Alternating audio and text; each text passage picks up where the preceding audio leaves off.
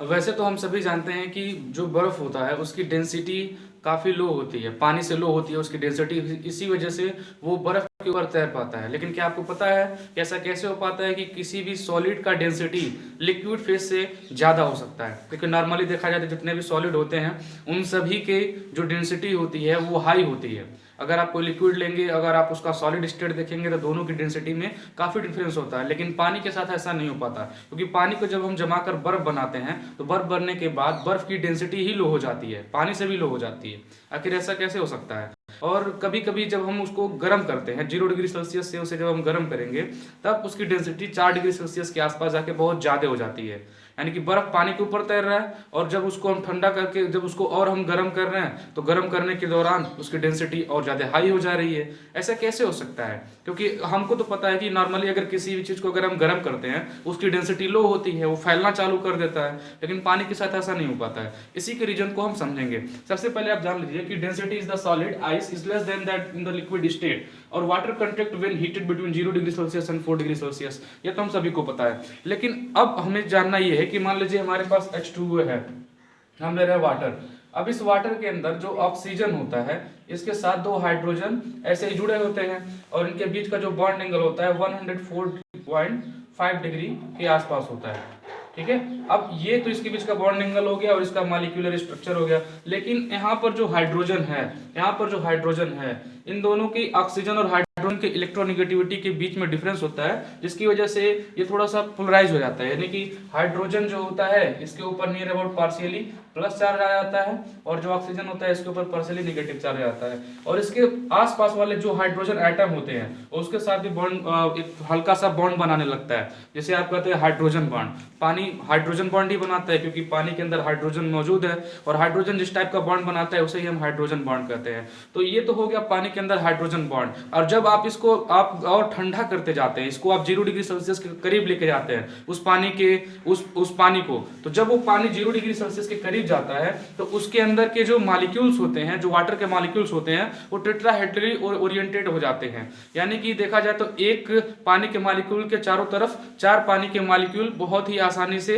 Hydrogen bond बनाने की कोशिश करते हैं। जैसे यहाँ पर आप फिगर में देखिए, यहाँ पर बीच में H2O है, हाइड्रोजन है, ऑक्सीजन है, फिर हाइड्रोजन है, यानी कि पानी का एक मॉलिक्यूल हमारे पास है। और इसके चारों तरफ देखिए 1 2 3 4, ये 4 अलग अलग पानी के मॉलिक्यूल्स आके जुड़ रहे हैं और ये सभी इस बीच वाले ऑक्सीजन के साथ हाइड्रोजन के साथ हाइड्रोजन बॉन्ड बनाने की कोशिश कर रहे हैं। यहाँ पर देखिए ऑक्सीजन और हाइड्रोजन के बीच बना हाइड्रोजन बॉन्ड, ठीक है, और ऑक्सीजन और हाइड्रोजन के बीच बना हाइड्रोजन बॉन्ड। यहाँ पर भी हाइड्रोजन और ऑक्सीजन इन दोनों के बीच में क्या बना? Hydrogen bond.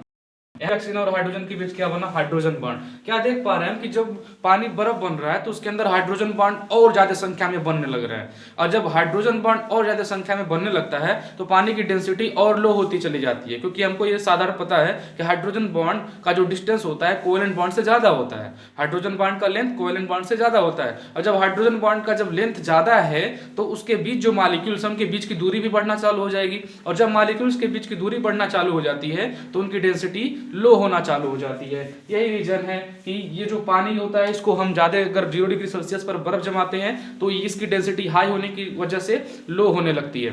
रीजन क्या देखा हमने कि इनके पानी के मॉलिक्यूल्स के अंदर हाइड्रोजन बॉन्ड की संख्या लगातार बढ़ रही है, और जब हाइड्रोजन बॉन्ड की संख्या बढ़ती है इसी वजह से पानी का डेंसिटी लो हो जाता है। ठीक है, अब सवाल आता है कि अब क्या हो कि जब हम इस बर्फ को गर्म करें 0 से लेकर 4 इसको गर्म करते हैं, गर्म करने के दौरान इसकी डेंसिटी 0 to 4 डिग्री सेल्सियस के बीच बढ़ती है, 0 to 4 डिग्री सेल्सियस के बीच बढ़ती है, और उसके बाद गर्म करेंगे तो डेंसिटी घटती है।